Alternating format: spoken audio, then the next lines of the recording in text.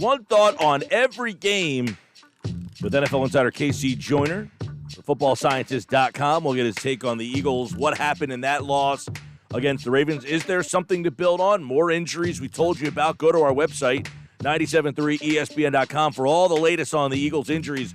Who may be in or out Thursday night? We already know Miles Sanders, Zach Ertz are out. Driscoll out. Deshaun Jackson could be back. They have Fulgham. That's all that matters. That is all that matters. And I can't wait for tonight's game, by the way. Both of them. It's going to be tremendous stuff. DraftKings Sportsbook is giving all new users the chance to earn a sign-up bonus up to $1,000 when signing up using promo code 973. If football is not for you, MMA and baseball, you can bet $1 to win $100. Download the top-rated DraftKings Sportsbook app now. Use promo code 973 when you sign up. Must be 21 or older. New Jersey only. Gambling problem? Call 1-800-GAMBLER. All right, KC Joyner, the football scientist, now with one thought on every game that happened and a look at tonight's double dip, which is happening in just a couple of minutes here. So let's start with that. Get a quick thought from you, Casey, before we run down what happened yesterday. You got the Chiefs and the Bills getting ready to kick off here. So let's get one thought on that game as it's about to kick off. One thought is the Chiefs are 5-4 over the past two seasons when they get into a shootout game. Allow 20, or each team scores 24 or more points. They want to keep it from getting into a shootout. Buffalo wants to get into a shootout, and if the Chiefs can stop Buffalo, they can win, and if the Chiefs can't, then Buffalo will probably win. All right, what about the late game tonight? You got the Cowboys and the Cardinals. This is an interesting one. You know, Cowboys were an early dog at home. They've now become the favorite, but it's just a point. Arizona's kind of been up and down. Arizona's probably going to want to do the same thing, see how much pressure they can put on that Cowboys defense and see, okay, Dalton, you've got great receivers. Can you be the centerpiece of that offense? I would bet that he's not going to, so I'm going to take Cardinals in this one. All right, so there is tonight's games. We will get into what happened on Sunday, but first let's take a little deeper look at this Philly-Baltimore game. You look at it 30-28, and you think, wow, I mean, a two-point conversion. It could have been an overtime there. It was an ugly game in the first half. Philly comes back. Wentz, when you look at it, he's barely over 50%, 213 yards. But did he actually play a good game? I think he played a good game, and I remember back in, I think it was 2004, Jeff Fisher with the Titans. He went through this time where they just had a slew of injuries. Injuries probably put the Eagles going through the shame. And his response to that was to say, I'm going to be as aggressive as I can be. We're going to call trick plays. We're going to throw vertical passes. We're going to blitz heavily. Everything about us is going to be hyper-aggressive. He was trying to send a message to his team, we're not going to let these injuries define us. We're going to go being aggressive and try and make up for whatever we have in a lack of talent. I saw some of that yesterday with the Eagles. Same thing. Going for it on fourth down, doing a number of things that they did. We're going to throw vertical passes. We're going to go after these guys, especially in the second half. I think it might be an omen of what they're going to be over the next few weeks is very aggressive to try to make up for these lack of injury or for these injury issues. Yeah, and they have a lot of injuries. We'll talk about that in just a second. What did you think of the 2-point play that they ran to try to tie that game up? I think that as much as you want to blame the Eagles for the 2-point play, that's an aggressive read by the end to get back there as fast as he can. And if he responds, when you call the play up, you're thinking you're reading what he's going to do. You don't have time to read him because he just said, I'm crashing no matter what. I'm not reading at all. It's almost the equivalent of a blitz. So it's one of those situations where you think he's going to do one thing, and because he did that, unless you recognize it immediately, it's going to wreck the play. All right, so this is going to be a tougher question to kind of figure out because the kid Fulgham in the last two games, he's averaging 11 targets, 113 yards. He has a touchdown in all three games he's played.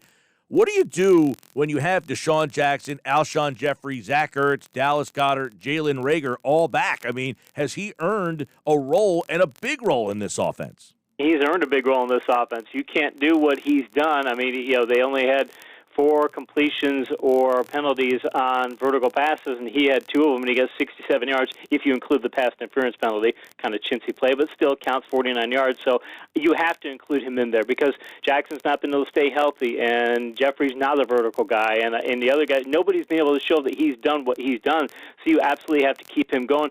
I would worry about funneling too much of the offense through him. If you're trying to give him double-digit targets every week, if you did it over the course of a season, that's 160. Very few receivers can stand up to that. So I'd probably try to scale his targets back. Say, let's figure out what you do well. Have you keep doing a bunch of that, and the things you don't do quite as well, maybe let's take 4 of those targets and send them elsewhere so you can stay fresh the rest of the season. Yeah, it's crazy. His first 3-game numbers are on a better pace than Randy Moss's first 3-game numbers. Just throwing that out there. I guess another question would be, what is the constant changing of the weapons, how is that affecting Carson Wentz? Because, he just has to keep rolling with all the changes, not to mention they're on their 13th different offensive lineman that's going to start a game this week.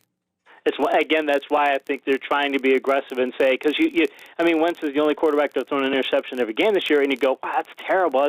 But I think that you have to accept that given the circumstances around him. What I don't want to see, and I think, again, that's why Peterson has said, I'm going to go with this approach, or why he's shown he's going to go with this approach, is you don't want Wentz to be, okay, I can't trust my receivers here, I can't trust my receivers there. I think they're saying that, okay, well, you've got all these different receivers, you're not going to be quite in the timing with them, so we're just going to make up for these issues with a lot of aggressiveness. And if you make mistakes, fine, you make mistakes. We don't want you to be passive, because if you're passive and you lack talent, then you're going to look like a Jets at that point. Yeah, when you get 40% pressure on you too. He's getting duress or pressure almost half the time. It's hard to kind of. You're down 13 different offensive linemen. It's tough for any team to kind of do that. But no Miles Sanders, it looks like this week. No Zach Ertz this week. No Dallas Goedert potentially this week. It looks like Wentz is going to have to figure out ways to get guys like Fulgham and others involved as well. It's hard to keep doing that. KC Joyner is with us here. What about the defense? They give up 30 points in the game. And I'm like, did they play a bad game defensively, or, is Baltimore just a tough team? I didn't think they were horrendous defensively yesterday, although they've given up 30 or more now 3 times.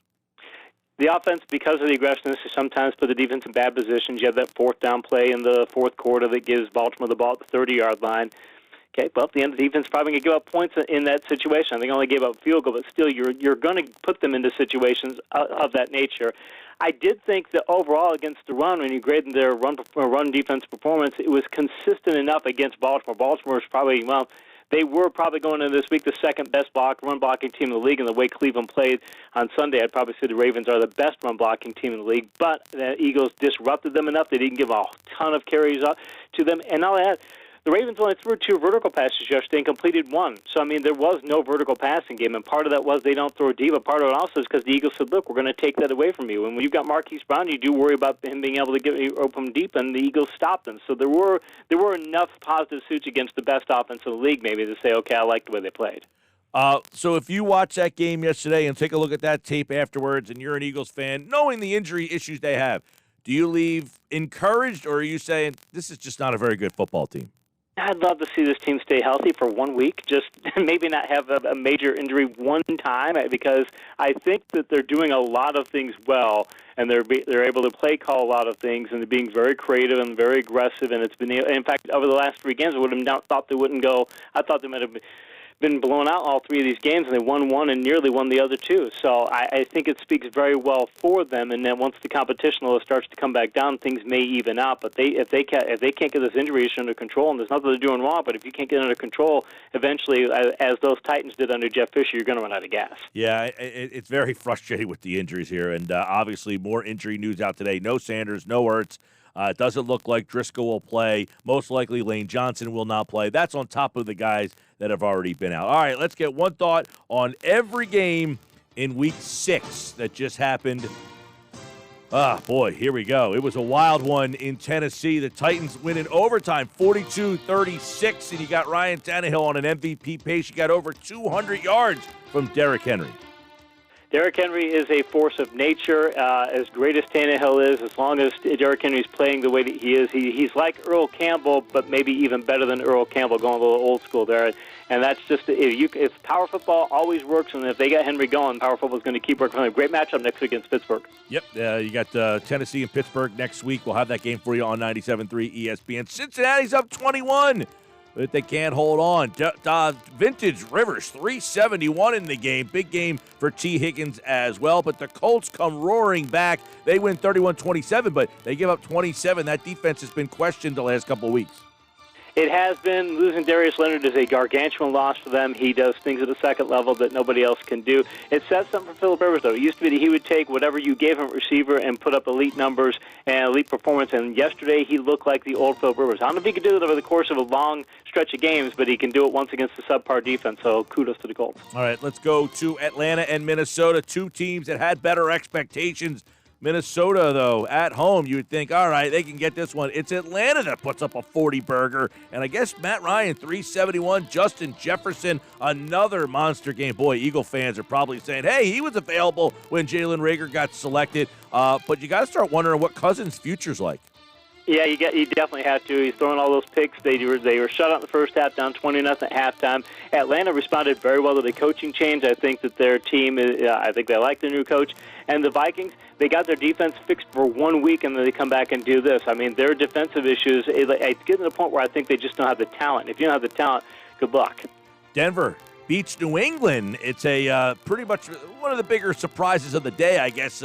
Cam Newton did not look good in the game. Lindsey goes over 100 yards. They get Drew Lock back. An ugly game, but the Broncos go to Foxborough and knock off the Patriots. I think it speaks well for the Broncos to play as well as they have. Fangio starting to come into his own as a coach, where look for a time where he wouldn't be. Now he's looks like he's getting some of those elements of coaching down. But the Patriots, they just don't have the talent. Their offense took way too many hits. It's not just Brady. They've lost a lot of other people. They've lost people on defense. And Newton even said, hey, I looked rusty because I missed all that time. And there's just only so much they can overcome. And I think the Patriots might be just a mediocre team this year. So far, that's what their offense looks like. They get 12 points on the board against Denver. Washington goes to New York. The Giants get their first win of the year. And obviously, these two teams are really bad football teams. But the Giants, they fought hard against the Cowboys, and they followed that up with a win. Washington hasn't won a game since beating Philly on opening day.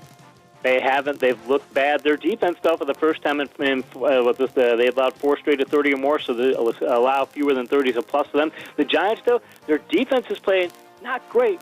Very good. I would call them a top 10 defense over the past couple 3 weeks. So, they're playing that well. I know some of it has to do with competition, but if they keep playing like that, it's a bad omen for this week, but it's a good omen for them for the rest of the season because I think they've got their defense down. By the way, Philly and the Giants Thursday night right here on 97.3 ESPN. I'll get Casey's thoughts on that game because he won't be back till Friday to recap that game and preview the Week 7 schedule. So we'll get his take on that game in just a bit. Cleveland and Pittsburgh. This was hey, show me Cleveland. They showed me they got blown out. Pittsburgh, way too much. Rough day for Baker Mayfield. Rough day for Baker Mayfield. The Steelers said, and it was Cam Hayward, I think, said that we want to stop their ground game, throw everything we can at the kitchen sink, because if we do that, we know they're going to be predictable, is basically what he said in their offense. That led to a pick six from Minka Fitzpatrick. And the Steelers, they Tomlin whenever a team comes in there and people say, oh, this is nothing to worry about. When people are saying, hey, Cleveland's a team that you got to really worry about, the Steelers said, fine, we're going to play to our talent level. And that speaks well for them, although they did lose Devin Bush to an ACL, and that's a big loss for their defense. Chicago and Carolina. I was interested in this one, and 5-1, the Bears, all of a sudden. I mean, that defense is really good up front. Big game there for the defense, and obviously Carolina loses a game at home. They were starting to turn the corner. They had won 3 in a row, so it's a nice win on the road for the Bears.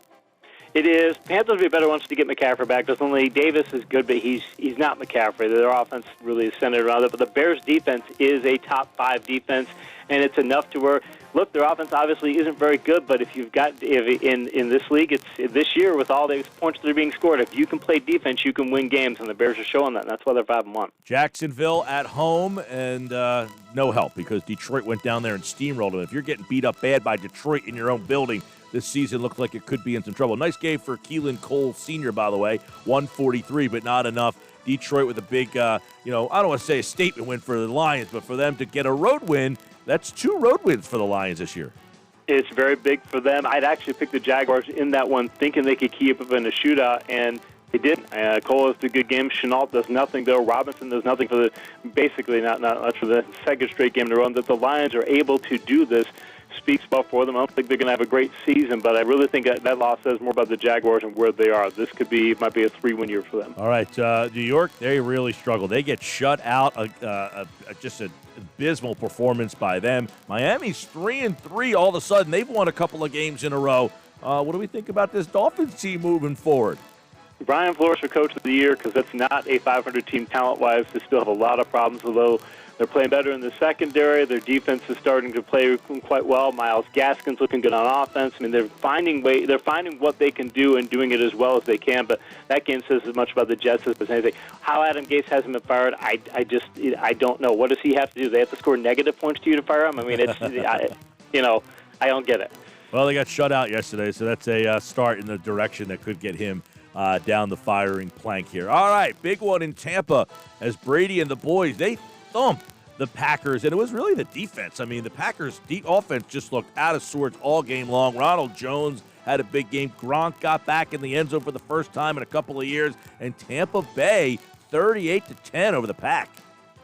You get a healthy receiving corps. Suddenly Evans is healthy, Godwin's healthy, Gronk is finally shaking off the rust. That makes their offense very dangerous. They've got a very good backfield, too. They've got a very deep backfield, but their defense, their front seven, if they're probably not the best front seven in the league, their top 5 front seven. Carlton Davis is playing great, and you saw Dean get that pick 6. And I mean, they do a lot of things well on that side of the ball. This is not a one-dimensional team. This is a powerhouse offense that can also play well on defense. They're a Super Bowl contender.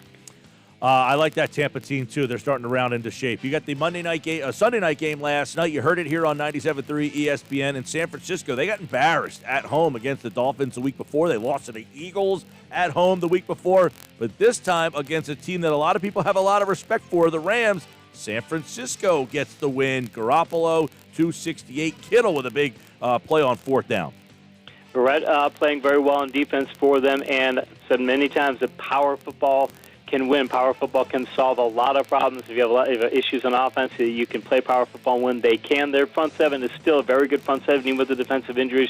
So the secondary is playing better despite the injuries, which is big because they didn't play very well last week, and they got some of that resolved. But to be able to control the ball on offense like they did and get 21-6 lead at halftime, then then you can play high percentage football, and they did that. And it speaks well for them because as they get healthier, I think the Niners will be a playoff contender again. All right, there you go. That's your Sunday slate for Week 6. You got the Buffalo-Kansas City game in action currently. It's 0-0. We'll get you out to that one here in about 12 minutes from now. And then Arizona takes on Dallas in the late game tonight. We'll have both of them here on 97.3. Let me get a quick thought then. Philadelphia and New York, they'll play on Thursday night. You saw the Giants got the win. They beat Washington, who, of course, beat Philly. Philly has just the one win and the tie. New York got their first win. This has the makings of an ugly Thursday nighter.